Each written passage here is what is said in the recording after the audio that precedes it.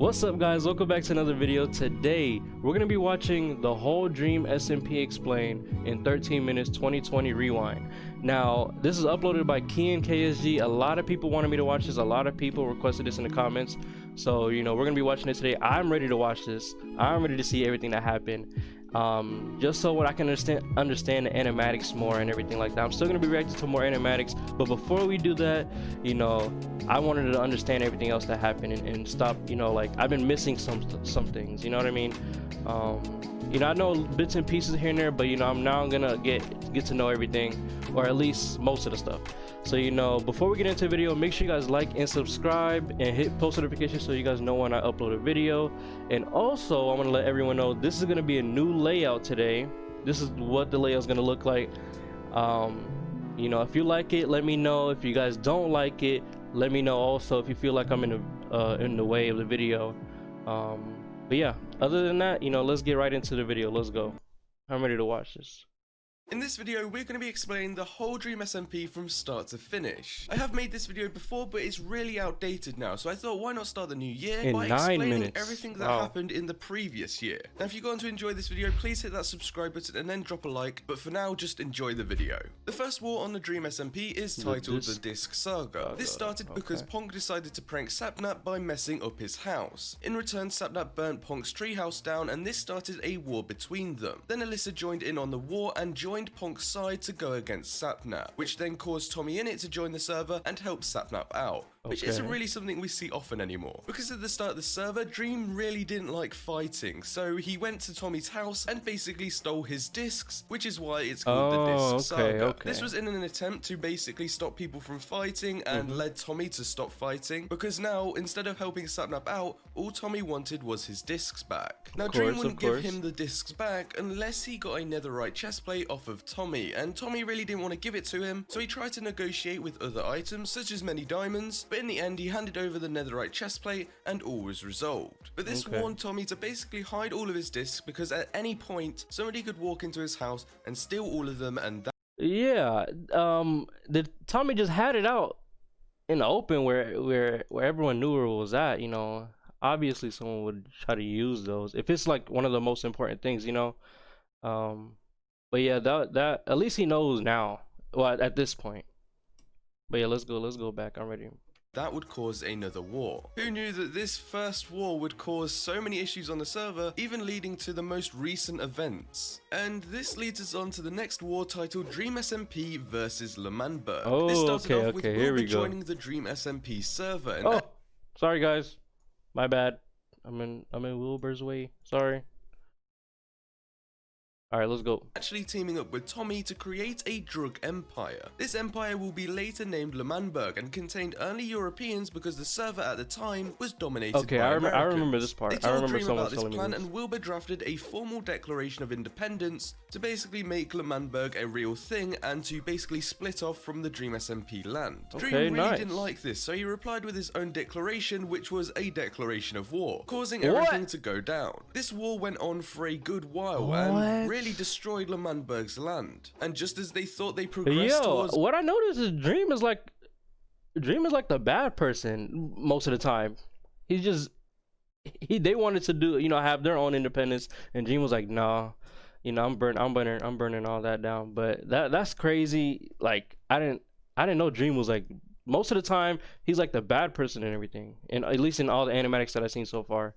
But yeah, that's crazy. Victory, Eric betrayed them and told them it was never meant to be. Wilbur suggested to Dream to create a peace between the two empires, but Dream didn't really care and told them to hold white flags and surrender. Wilbur literally hated this and told L'Manberg to stand their ground and fight back. Until L'Manberg met up with Dream and George, and Dream lighted a single piece of TNT on L'Manberg ground. Obviously nobody was thinking too much of this at the time because it's just one TNT, but little did they know Eric put a dozen of TNT blocks underneath L'Manberg's ground, so when the one TNT exploded, it caused a chain reaction. And this was the first time that L'Manberg was exploded. All hope was lost for L'Manberg, so Tommy challenged Dream to a duel in which if Tommy won, L'Manberg would be granted independence, but if Dream won, L'Manberg would rejoin the Dream SMP land and Tommy would give up his Melahai disc. Sadly, Tommy lost this duel, but chose to give up both of his discs in return for independence. And Dream agreed, which caused this war to end. The next war was titled the Railway Skirmish, where Tommy was riding on his minecart and collides with Dream, killing him. Because Dream died, he drops all of his items, and this accidentally gave them to Tommy. Tommy then realized that he could use this to his advantage to gain back both of the discs that he had lost in the previous war. Now, and amongst the items that Dream had lost was his incredibly overpowered sword, which everybody thought had just despawned. But Tommy had actually hidden this, as he knew he could use it for leverage at a later date. Tommy's smart. Tommy's smart. Skeppy had one disc and Dream had the other, so for this plan to work, he had to trade with both of them. But Skeppy denied all trades, and Dream just basically wanted to fight Tommy. In the end, though, Tommy managed to gain back one of his discs, bringing the end of the Railway Skirmish. So 1-1. The next war was titled the Pet War, and this contained Sapnap going around the member, killing basically every member's pets. Yeah, it's kind of messed up. The main pet that was murdered was Nikki and Fundy's fox named Fungi, and he also took Nikki's tropical fish out of her home. Now, because of all of this, Nikki really wanted revenge, and so she got Tommy on her side and they went to Sapnap's house to grief it. And when going into their house, they found out that Sapnap's beloved fish were just swimming around, so they took them and used them for leverage at a later date. After all of this happens, Sapnap logs in and blows up Fungi the fox's grave,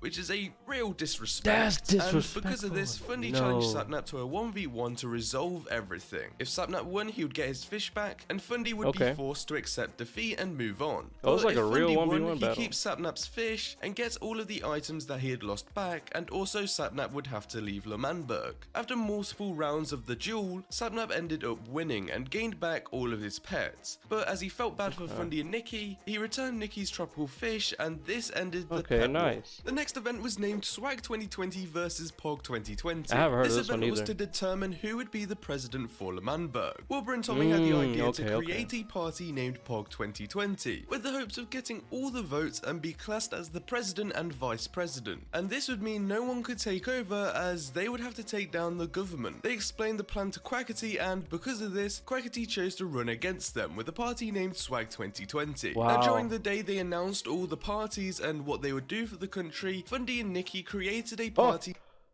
I remember the scene. This is in Innocence, I think. I'm always in Wilbur's way. My bad. But yeah, I remember the scene in Innocence, I think.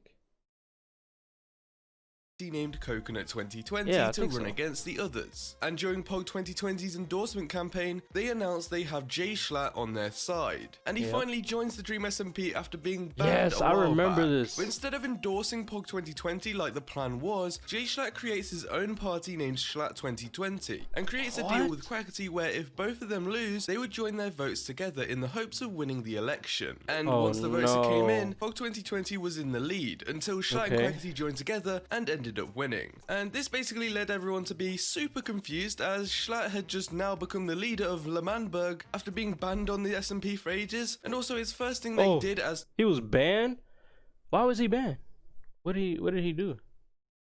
Let me know in the comments down below. The leader was banished Tommy and Wilbur from L'Manberg, and they went on to create a place named Pogtopia. Next was the Battle of the Lake. This started because Sapnap tried to kidnap Tommy's pet cow named Henry, and during the kidnapping he accidentally kills Henry. This causes Tommy to become super mad, and he goes to Dream, Nikki, Bad Boy Halo and Skeppy to get them all on his side and to get revenge on Sapnap. Their first plan is to lava cast the entire Eiffel Tower, which was built by Carl for Carl and Sapnap's honeymoon. During this plan though, they realize they don't really want to take the blame for it, and they end up framing Bad Boy Halo for destroying the tower. And then Sapnap logs onto the server and starts a fight with Tommy. And after Bad Boy Halo and Skeppy had been framed, they chose to change sides and fight alongside with Sapnap. Now this fight went on for a good while, but later on in the fight though, Technoblade logs on to fight alongside with Tommy and Dream, making everything just, you know, super unfair. And obviously they end up killing everyone, resulting in them winning the war, and obviously resulting in the end of the war. Next was the Manberg Festival, which was made to celebrate democracy. I remember this one. Manberg. Manberg. During the festival, Wilbur planned to blow up the whole of Manberg. Yeah, and this would I have remember happened this one. during Tubbo's speech. But once Tubbo had gone on stage, Schlatt interrupts him and gets Technoblade on the stage too to publicly execute him. Schlatt had known about Tubbo being a spy for Tommy and I wanna watch Tommy's videos. If you guys want me to watch Tommy's videos, let me know in the comments down below, or just like this video, and I'm gonna watch one of them. It just looks really interesting. So coming soon. But for a very long time, and this was basically his payback. Wilbur gets super worried about Tubbo's life, so he goes to find the button to blow everything up, just to realize that the room he had made had disappeared. Technoblade goes through with the execution, but accidentally kills Quackity and Schlatt as well, and then Technoblade turns around and kills everybody at the festival too. Yeah, he's a crazy guy. Now, the next war is probably the biggest on the Dream SMP, and it's named Manberg vs. Pogtopia. Oh, I remember this one too. Had gathered a bunch of items leading up to this point. The end goal was to take out J Schlatt and claim back their land. The war started with Dream taking away Eric's kingship and making George the king of the SMP, and also Wilbur told everyone that he had planted 11 stacks of TNT under Manberg, so if anything goes wrong, it all goes up into flames. Everyone meets up and Techno leads them into a secret base where he has been gathering items for the war, and now they are all geared up, they marched into Manberg and start fighting. And after a good while of fighting, Pogtopia is in the lead, and Dream asks Wilbur if they can talk. Dream explains that Schlatt is an idiot and that he hasn't really done anything for the war, so they surrender, leading to Pogtopia winning this war. Everyone in Manberg goes to find Schlatt, who is in a really rough state, and they watch him basically have a heart attack and die. Now, Pogtopia had gained Le Manberg back, and Wilbur tells everyone that he no longer wants to be the president, so he elects Tubbo to take his space. And whilst everyone is celebrating, Wilbur goes around back into a room where the button is that blows everything up. He stands there looking at the button, debating on whether to push it, and then Philza joins the server for the first time in the attempts to convince him to step away. Oh, this is the part. Okay, I remember this part also. You guys let me know on this. I remember someone commented and let me know what happened in here. Wow, this is crazy how the animatics, like, they really it's crazy. Wow, the animatics are actually really good. I'm ready to like watch some more now that I know like more things about it.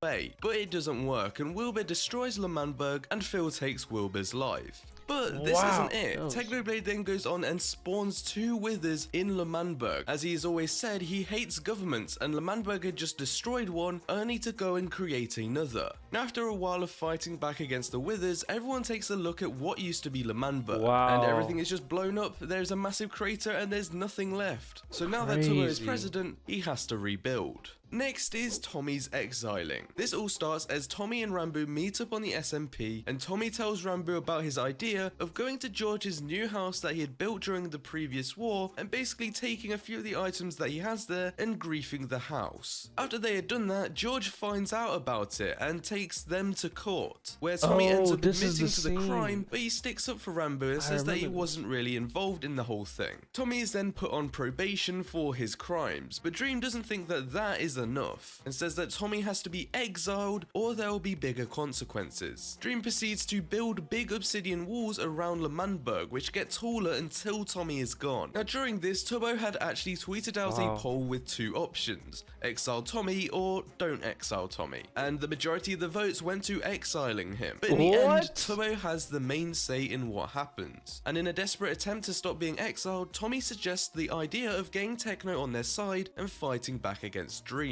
And although Fundy and Quackity agreed with this plan, Tubbo went ahead and betrayed Tommy by exiling him. Now, after this had happened, Quackity chose to show Tubbo and Fundy a secret room that he had made. The whole room was dedicated to killing Techno, and in there, they create a group named the Butcher Army, which leads us on to one of the most recent events and probably one of the last events of 2020, Technoblade's execution. Now, because no one in the Butcher Army knows where Technoblade lives, they go around to Phil's house and find a compass which leads them directly to his house. And by the way, the Butcher Army consists of Fundy, Quackity, Tubbo, and Ranboo. They all arrive at Techno's base and tell him that he has to go with them back to Le Manberg so they can basically talk, and that's where they're going to execute him. Technoblade obviously doesn't like this, so he throws a few potions down and fights against the army. But during this little battle, Technoblade forgets about Quackity, who had walked off and stolen Techno's horse. Quackity threatens to kill the horse if Technoblade doesn't go with with them to L'Manberg. So Techno surrenders and is put into a cage where there is an anvil really high above him. This anvil will be then dropped onto Technoblade's head, taking his life. And just as they are talking to Techno, Punz comes out of nowhere and places a ton of TNT as a distraction. But it doesn't work, and the anvil falls right onto Techno, who actually had a totem of undying, saving his life, and he runs away. Yeah, you guys told me about that also. L'Manberg is super confused on what had just happened, and Quackity gets pretty angry, so he follows the way that Techno went and has a duel with him in a cave. Although Quackity lost this duel and the whole execution was a fail, they go back into the secret room and discuss about turning onto Dream next, due to Dream actually teaming up with Technoblade and giving him the totem of undying and telling Punz to distract everyone. The Butcher Army then create a plan to make a festival designed to kill Dream, just like J-Schlatt had done to Tubbo, basically repeating history. And that is the ending of the execution of Technoblade. There are so many subplots like the alien egg and things I didn't really talk about, like Tommy and Techno teaming up against Dream, the plans for future events and things like that. So if you really want to keep up to date with everything on the Dream SMP, you really need to subscribe to the channel. We talk about everything here, including theories and things like that, so make sure.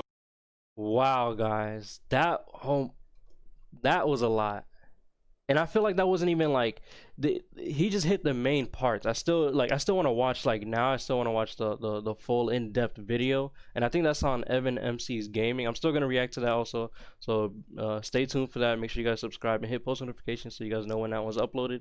But so much drama just happens, like they're all just going to war with each other, and it's just so much, like, and now I see, like, the animatics, like, do a lot for it though. Like, I feel like the animatics just make it, you know, 10 times better. I really like the animatics, so I'm ready to watch the animatics more now.